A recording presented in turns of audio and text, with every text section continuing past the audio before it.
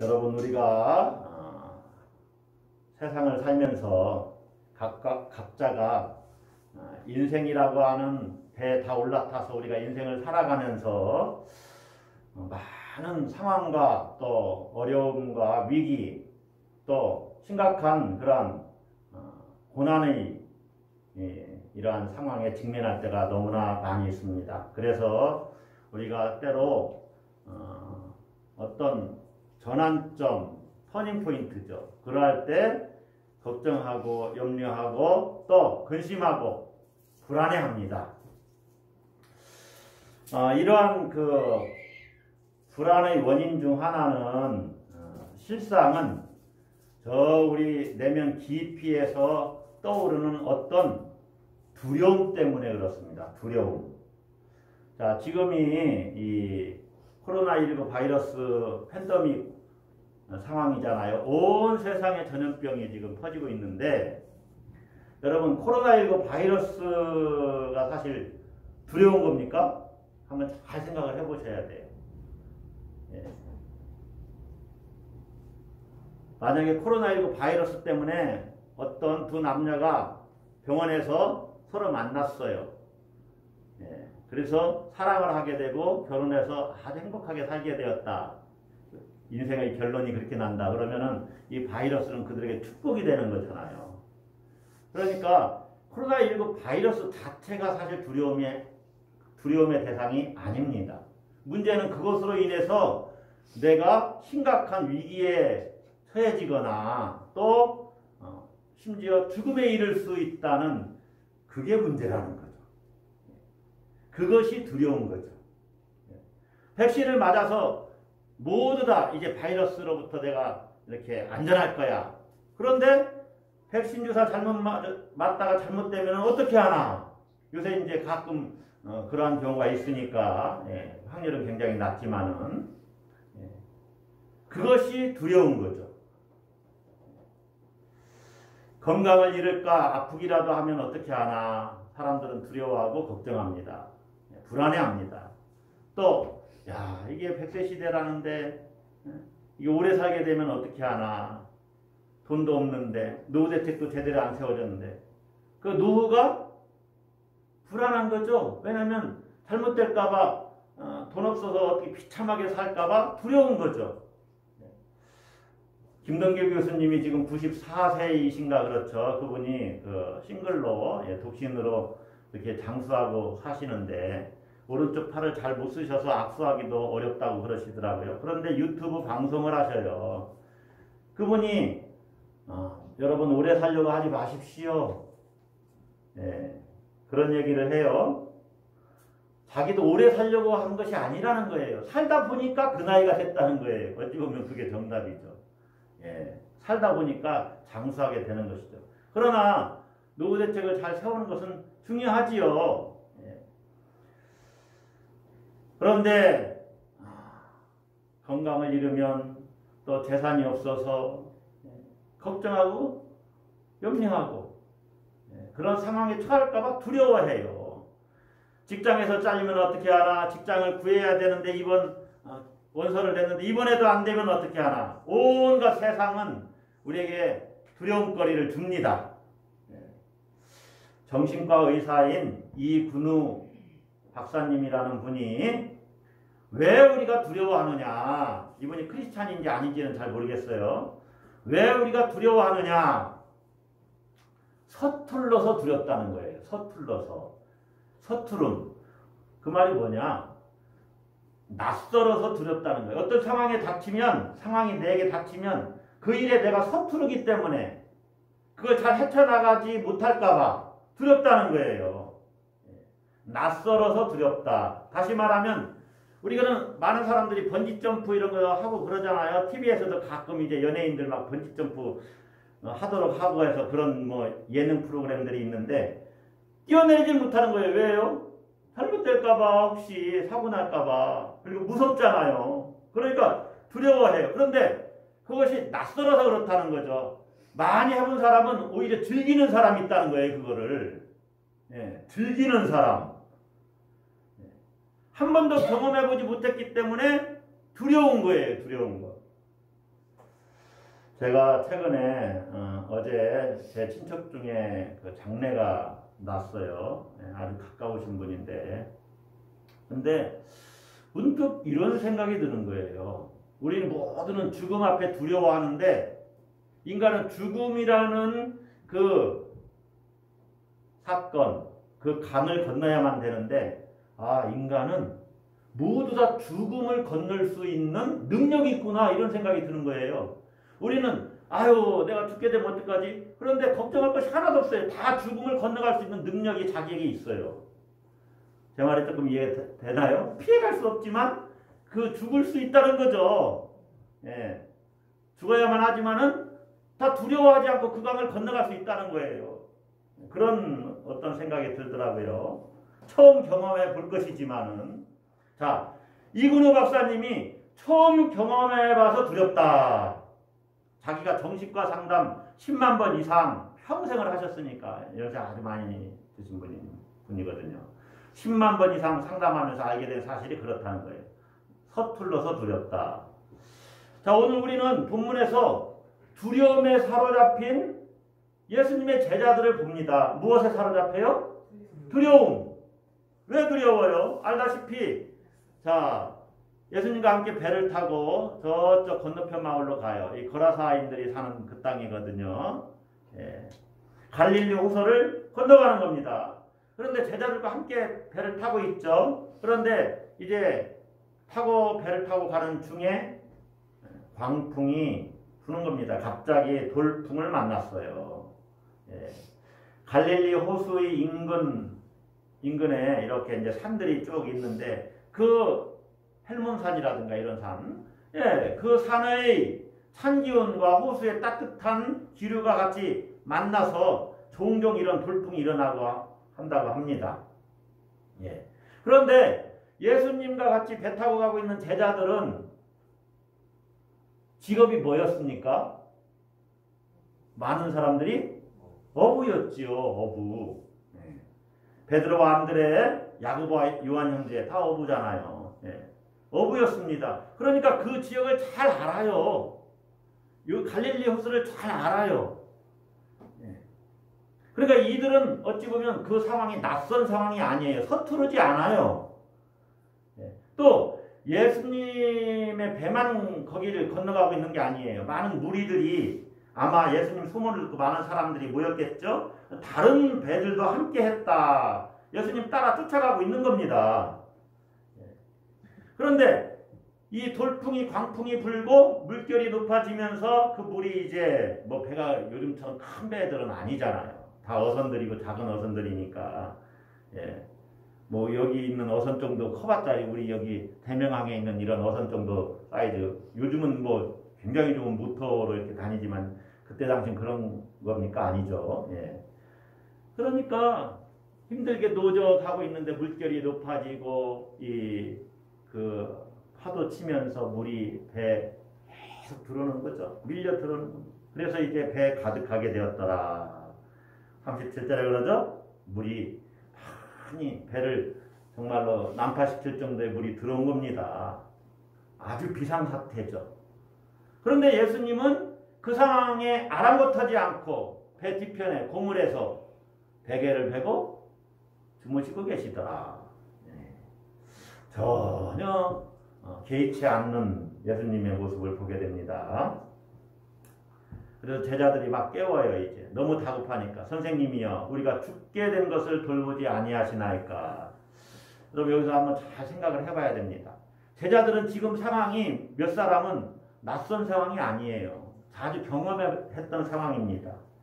그러니까 이 광풍을 보고 두려워할 일이 없어요. 사실 무서워할 일이 없어요.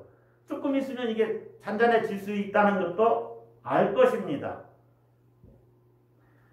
이 갈릴리 호수를 항해가는 능력, 기술은 제자들이 훨씬 더 전문가입니다. 예수님은 목수이셨잖아요. 공생애를 시작하기 전에. 그러니까 예수님보다는 이 배를 다루는 기술이나 항해 기술에 있어서 제자들이 더 전문가예요. 그러니까 만약에 예수님을 깨운다면은 선생님 위급한데요. 일어나세요. 그런데 걱정은 하지 마세요. 우리가 이거 잘 알고 있습니다. 우리가 잘 헤쳐나갈게요. 이렇게 얘기를 했어야 됩니다. 그게 합리적이고 상식적이죠. 그들은 이 상황에 더 익숙하기 때문에.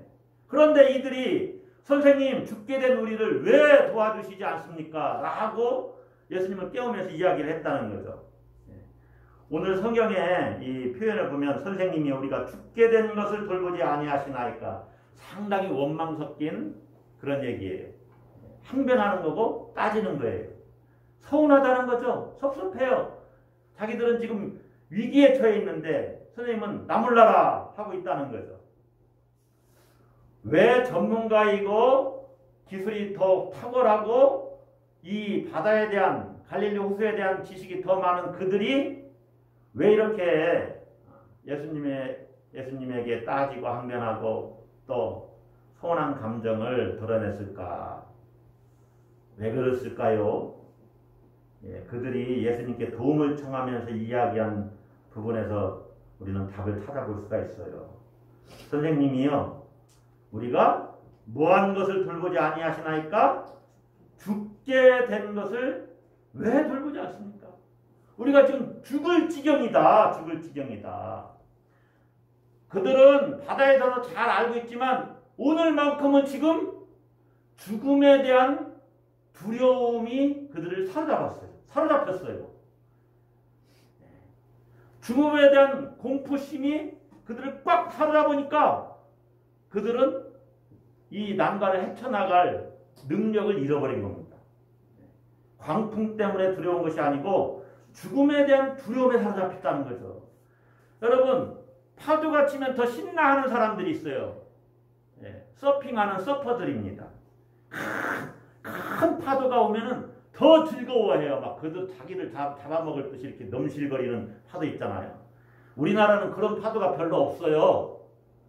많지라 거의 없어요. 우리나라는 이렇게 넘실대는 내 머리 위로 막 치는 이런 파도가 없어요. 그래서 제가 그런 파도가 없기 때문에 서핑을 안 하는 거예요. 서퍼들은 그런 큰 파도가 오면 더 즐거워하고 기뻐한다는 거죠. 그러니까 이 광풍이 문제가 아니에요. 사실은 어찌 보면 죽음에 대한 공포가 문제예요. 이근우 박사님은 이 두려움을 이기는 방법에 대해서 이렇게 얘기를 해요. 스스로 그것을 찾아야 한다. 내가 죽음의 공포, 두려움을 이기는 방법이 나에게 있다. 그러므로 스스로 찾고 자기가 할 수 있는 것을 찾아야 한다. 그리고 내가 그것을 극복할 재능, 능력, 달란트가 있다는 것을 볼 수 있어야 한다. 자기 자신의 재능이 무엇인지를 알아야 한다. 다른 사람이 내게 말해주는 것은 나를 포장하는 것이거든요. 그러니까 포장을 뜯어내라고 그래요. 뜯어내라. 내 안에 그것을 극복할 능력이 있다는 거죠. 여러분, 이건 심리학적으로 굉장히 중요한 겁니다. 자기가 해결해야 되는 거죠. 어떤 면에서는. 그런데요, 신앙적으로는 오늘 본문의 상황 가운데서 이 죽음에 대한 공포나 또 이 죽음의 문제, 또 절대 인간이 헤쳐나갈 수 없는 이러한 영적인 문제들, 이것은요, 자기가 해결하지 못해요.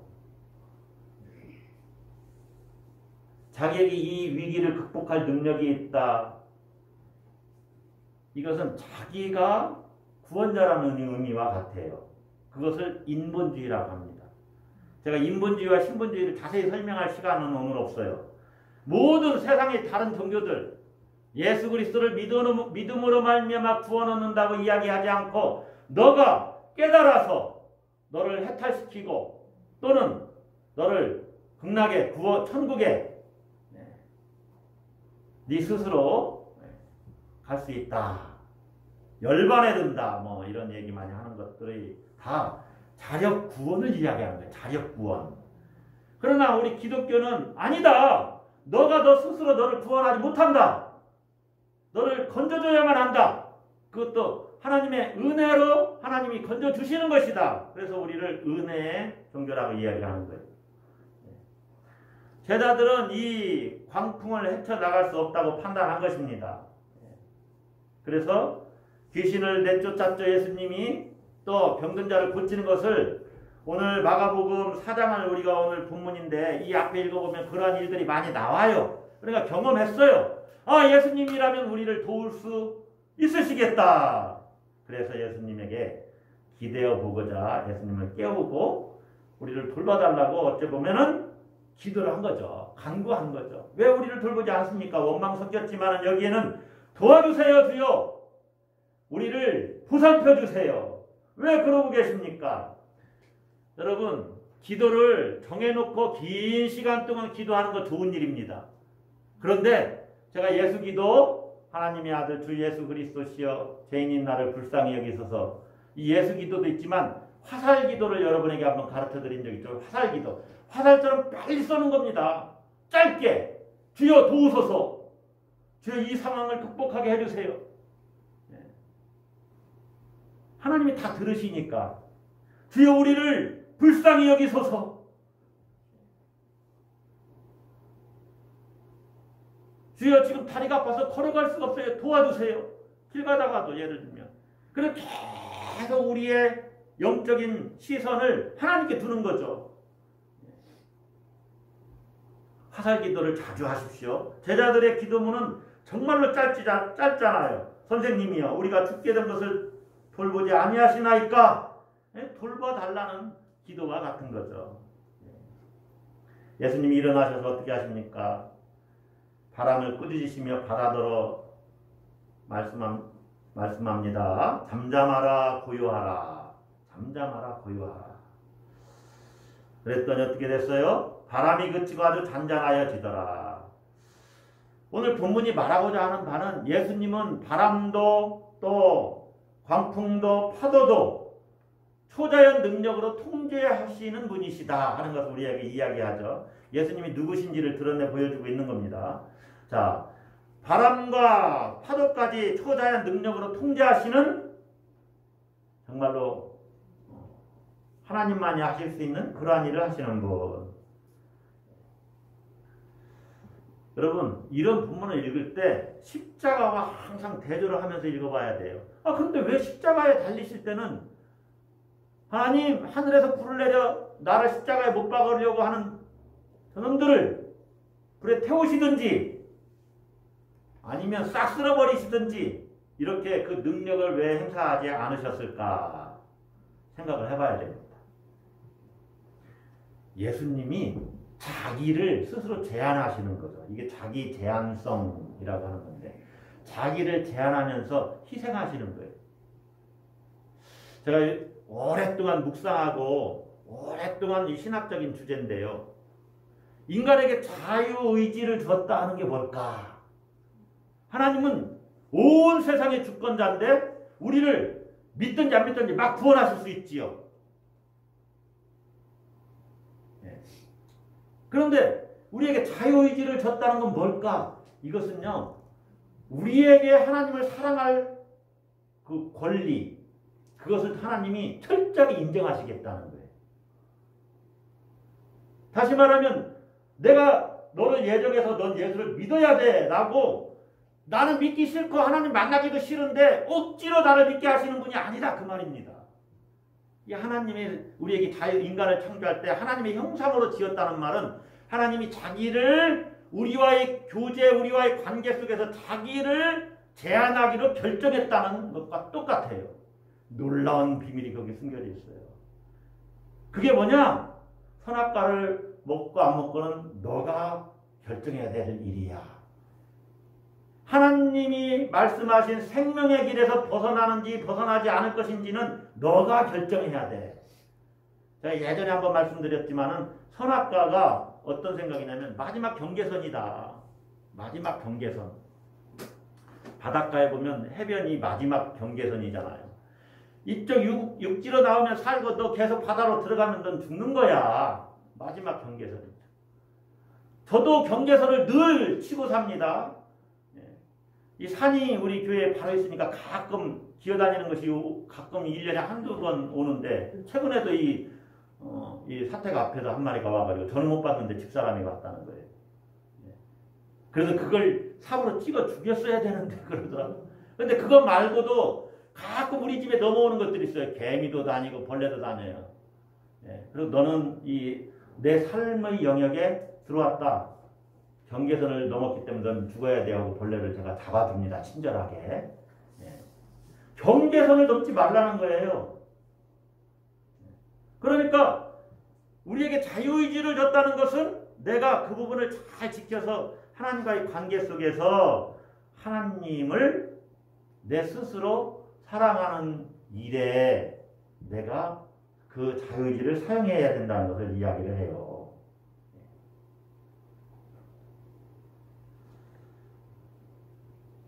바람과 파도까지 초자연적인 능력으로 통제하시는 예수 그리스도께서 자기를 제한하심으로 십자가를 지신 거예요. 그래서 요한복음에 보면 이를 내게서 빼앗는 자가 있는 것이 아니라 내가 스스로 버리노라. 스스로 버리노라. 여러분, 오늘 광풍을 다스리시는 예수님의 이 초자연적인 능력, 그러신 분이 십자가를 지셨다는 거예요. 자, 이 광풍을 다스리시고 파도를 잠잠케 하시는 예수님, 이 이야기에서 아주 중요한 것은 바람과 파도를 예수님이 잠잠케 했다. 이 사실 자체가 아닙니다. 아주 중요한 진리가 여기에 담겨져 있어요. 따라서 한번 하겠습니다. 하나님의 구원 능력, 하나님의 구원 능력이 지금 누구에게 있다는 거예요?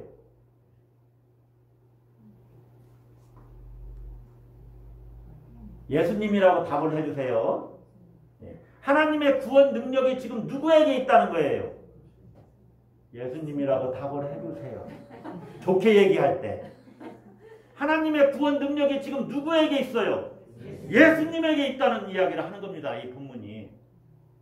하나님의 구원 능력이 자기들에게 있는 것이 아니라, 인간에게 있는 것이 아니라, 이게 인본주의거든요.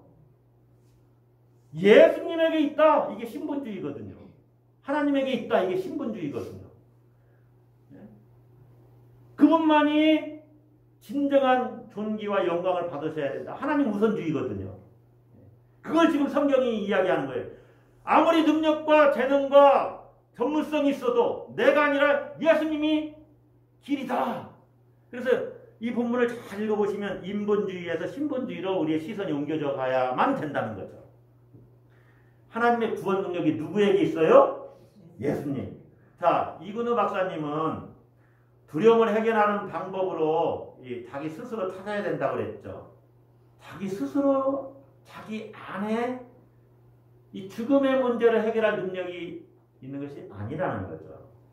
자, 이 말씀은요, 초대 교회가 처한 그 영적인 실존을 우리에게 이야기하고 있다라고 성서해석자들이 해석하기도 합니다.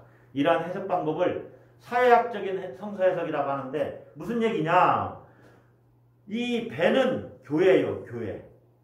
그리고 이 갈릴리 호수는 세상입니다. 세상 속에서 교회가 위태로운 거예요. 왜 위태로우냐? 로마가 지금 이스라엘 민족을 통치하고 있죠. 식민지 생활하고 있습니다. 이스라엘 나라가. 그 관계가 오래됐어요. 유대나라와 실제 유대나라는 지금 나라 자체가 없습니다. 그냥 여기저기 흩어져서 살고 또 그 팔레스타인 그 땅에 살고 있는 거예요. 그런데 로마가 와서 지배하는 거예요. 그러니까 끊임없이 봉기를 하고 혁명을 일으켜요. 그러다가 AD 70년, 이 70년이라는 숫자가 중요해요. 70년에 티투스 장군에 의해서 티투스 장군을 보내서 이 로마 혁명군을 완전히 예루살렘을 싹 쓸어버려요. 그야말로 쓸어버려요. 그런데 이 마가복음은 지금 그 현장을 보든지 그 현장 앞에 있어요. 핍박받는 그 신앙 공동체가 마가 공동체예요. 왜냐하면 마가복음이 기록된 당시가 그때거든요. 70년경. 그러니까 이 위기 가운데 위태로운 거예요. 교회가 지금 바다 위에 떠있는 배와 같아요. 그런데 난파선 일부 직전이에요. 여기에서 이 교회를 구원할, 교회는 우리잖아요. 우리를 구원할 자가 누구냐? 우리에게 있는 것이 아니다. 예수님에게 있다 하는 것을 지금 본문이 보여줘요. 이것이 실존적으로 삶의 자리를 읽어내는 거예요. 그래서 이 초대교회 공동체는 선생님이 우리가 죽게 된 것을 돌보지 아니하시나이까 라고 고백했던 거예요. 여러분, 이 호소는 오늘 우리 모두에게 다 적용돼요. 우리 인생에게 적용된다 그 말입니다. 무슨 얘기냐? 우리는 죽게 됐다는 거예요. 요즘 코로나19 그 바이러스 때문에 우리가 정말 죽게 된 상황에 처했네, 이걸 더 실감하는데, 우리가 죽게 되었다는 것은 우리가 난파선에 타고 있는 승객과 다름이 없다는 거죠. 죽음과 비슷한 재난들이 얼마나 많이 있습니까? 제가 최근에 삼풍백화점이 어떻게 무너졌는가, 그걸 지은 지 5년 만인가에 무너졌는데, 돈을 아끼려고 거기에 철골 이런 것들을 엄청나게 절약을 한 거예요. 반도 안 되게. 그리고 막 시설을 계속 개조를 해요. 그러니까 더 무거워지고 더 무거워지고. 그래서 기둥이 이렇게 있으면, 이렇게 콘크리트가 있잖아요. 그럼 여기 기둥이 곧바로 콘크리트를 받치도록 하는 게 아니라더만요. 여기다 이렇게 받칠 수 있게 또 동그랗게 이렇게 하고 그렇게 해야 한다더만요. 근데 이런 것도 없는 거예요. 그러니까 기둥이 이 콘크리트를 쏟아버렸어요. 쏟아버려. 그래서 보니까 생존자가 몇 명이 살아났는데, 그 17일까지 생존한 생존자도 있어요. 그런데 1층부터 5층까지는 완전히 다 접혀져 버렸어요. 이렇게 1층, 2층, 3층. 그러니까 그 안에는 한 명도 산 사람이 없어요. 살아난 사람은 지하에 있던 사람들만 살았더라고요. 그런 위기, 고난, 재난, 이런 것들이 우리 삶에 종종 일어난다 그 말입니다. 최근에 여러분, 건축물이 이제 붕괴돼서 버스 덮친 사건 알죠? 또 이 쿠팡 물류센터 또 화재 사건 알죠? 이런 일들이 자주자주 우리 삶에 일어나요. 그럼 뭐냐? 우리가 죽게 되었다는 거예요. 어떤 사람은 살만하다, 난 너무 행복하다, 마치 에덴 동산과 같은 인생을 살아가는 사람도 있을 수 있습니다. 있죠. 그러나 그 사람도 죽게 되었다라는 이 진리를 피해갈 수가 없어요. 언젠가는 실제로 죽는 날이 옵니다. 그리고 그도 주변을 바라보면 죽게 되었다는 말을 실감하게 된다는 거죠. 더 말씀드리지 않아도 우리가 죽게 되었다는 것만은 분명해요. 그런데 세상을 살아가는 동안 도움의 손길이 없다는 것도 분명합니다. 그래서 이 두 가지 진리 앞에 우리가 모두 다 놓여 있어요. 인간은 죽게 되었고 도움의 손길이 없습니다. 그것을 자주 경험하는 것이 우리 보통 사람들의 인생이 되겠죠. 실제로 우리 크리스찬도 가끔 도움의 손길이 없는 것처럼 여겨져요. 예수님이 주무시고 있는 것 같죠. 주무시고 있다는 것은 하나님의 침묵을 이야기하는 건데, 그게 우리의 실존이 되기도 해요. 하나님이 우리와 함께 하시는데 자주자주 하나님이 아무 말씀 없으시고 침묵하고 계신 것 같은 그러한 느낌을 받는다는 거죠. 그러한 상황에 직면해요. 자, 도움의 손길이 없다. 우리가 죽게 되었다. 도움의 손길이 없다. 그런데 초대교회 성도들은 이 문제에 대해서 어디서 해결의 답을 찾느냐. 그건 이미 우리는 다 알고 있어요. 이 어려운 상황에서 우리가 죽게 됐고 도움의 손길이 없는 것 같은 인생 한복판에서 어디서 문제 해결의 답을 찾았느냐. 바로 예수님에 대한 믿음입니다. 따라서 한번 하겠습니다. 예수님에 대한 믿음. 누구에 대한 믿음이요? 예수님에 대한 믿음.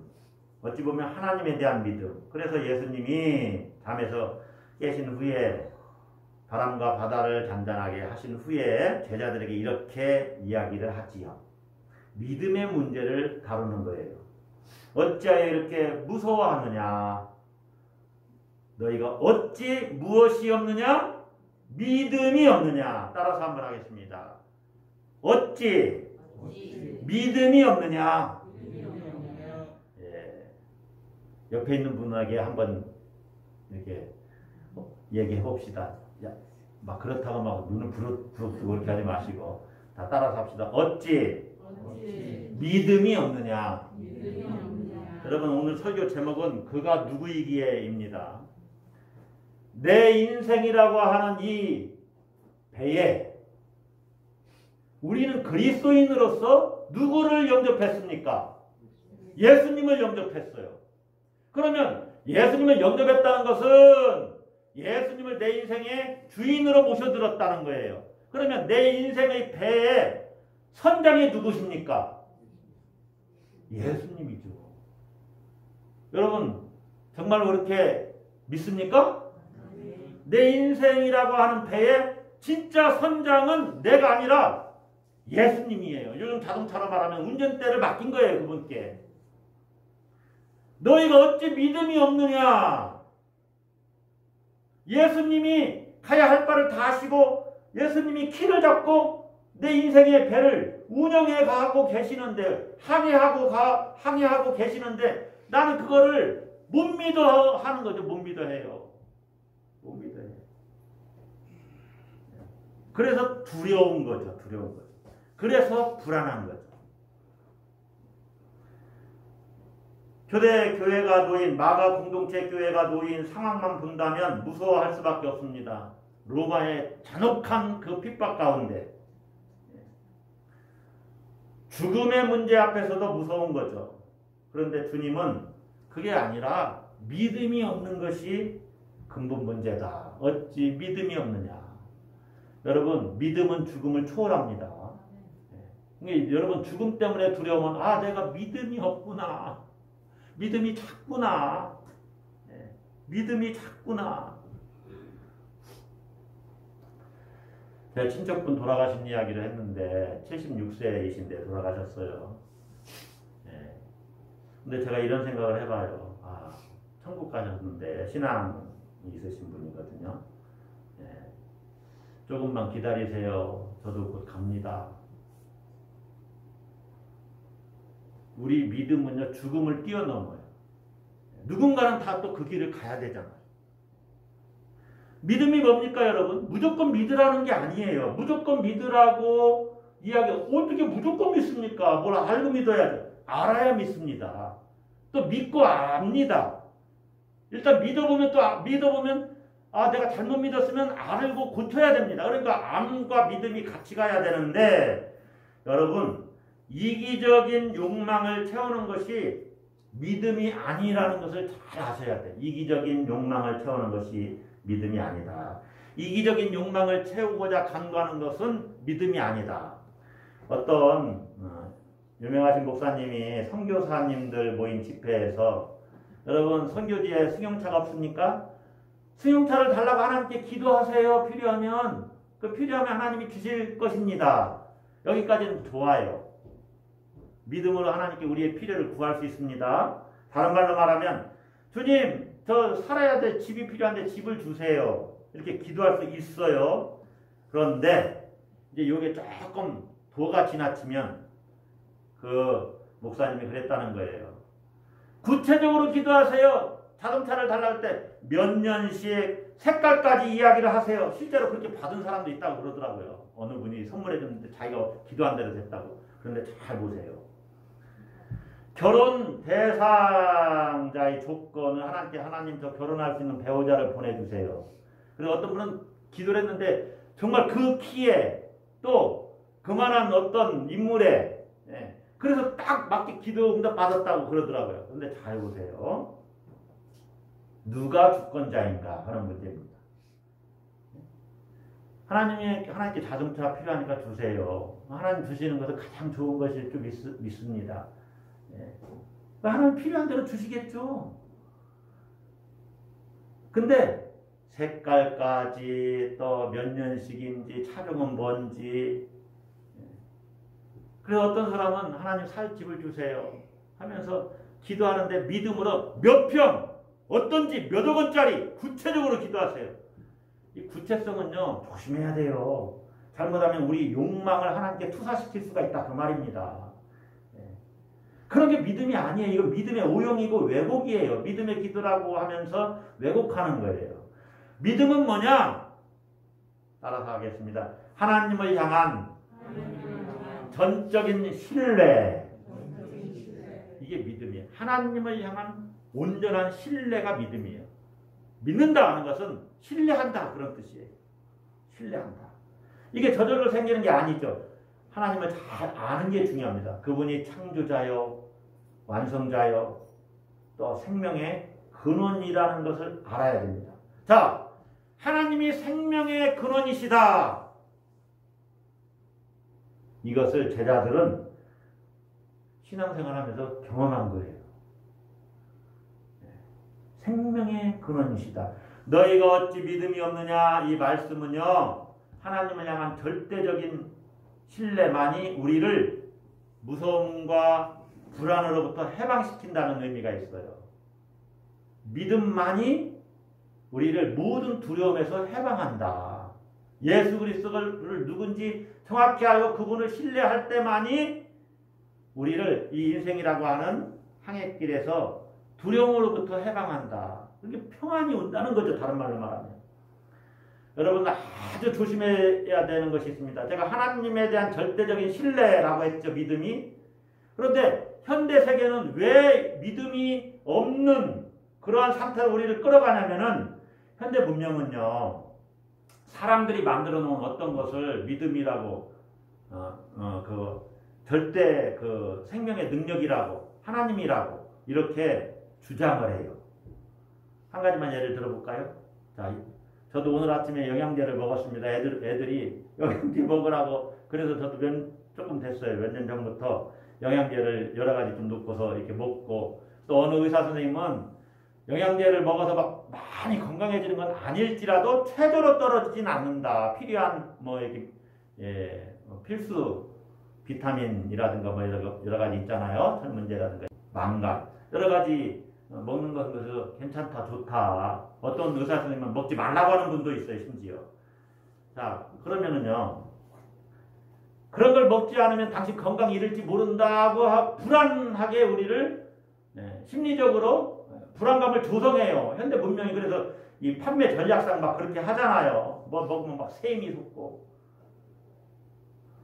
영양제를 먹는 건 저는 나쁘진 않다고 생각합니다. 그런데 중요한 것을 말씀드리면 우리의 건강이 영양제에 달려 있습니까? 하나님께 달려 있습니까? 자기에게 달려 있습니까?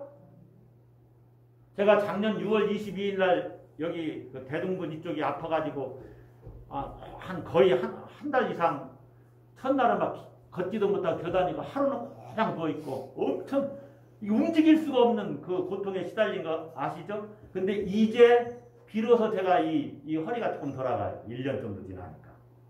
그러니까 그동안 이게 자연스럽지 못했어요. 이제 조금 좋아졌어요, 이게.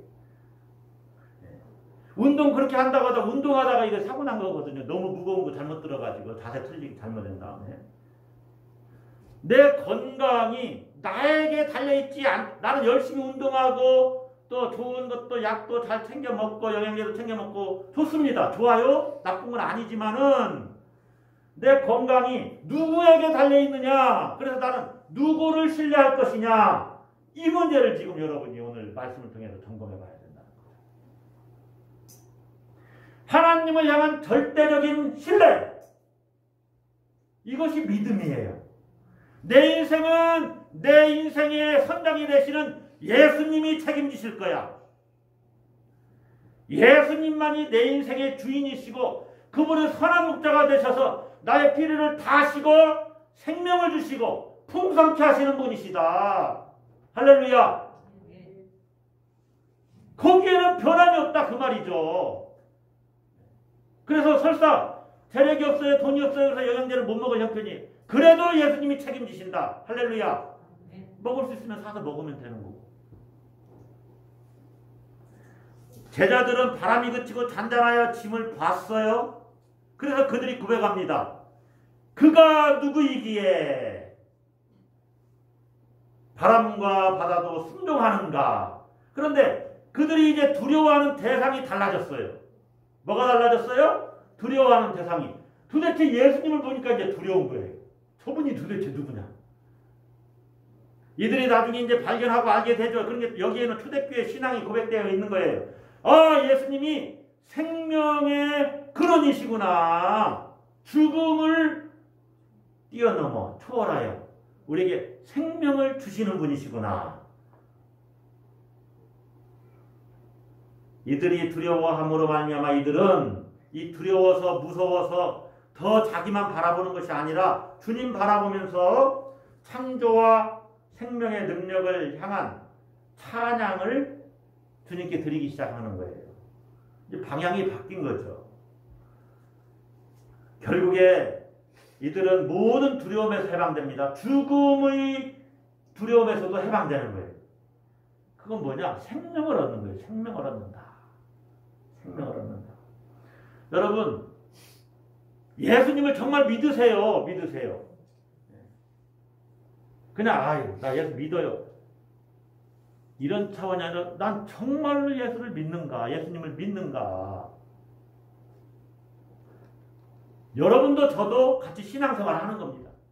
내가 두려워하고 있다는 것은 내가 지금 내 인생의 선장이라고 생각하기 때문에 그게 교만입니다. 교만.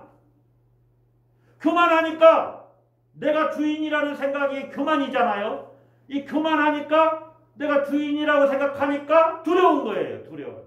내가 나를 책임져야 되는데 사실은 내가 죽음을 극복할 능력이 없거든요. 이 위기를 극복해갈 능력이 나에게 없거든요. 그러니까 두렵죠. 낯설으니까. 처음 경험해보는 세상이니까. 그러나 예수님께 맡기면 그분이 다 하실 거예요. 그분이. 잠잠하라. 고요하라. 여러분 두려워하지 마십시오. 우리는 예수님을 영접한 사람들이에요. 내 인생의 배에 주님을 다 주인으로. 그분이 주무시는 것 같아도 여전히 나와 함께 하시고 여기 계시고 내 삶을 인도하시고 책임지시는데 낯설은 상황 때문에 두려워해요? 이분을 내 안에 계신 하나님을 믿지 못하는 거죠. 내 안에 계신 성령의 능력을 믿지 못하는 거죠. 따라서 한번 합시다. 예수님이 나의 선장이시다.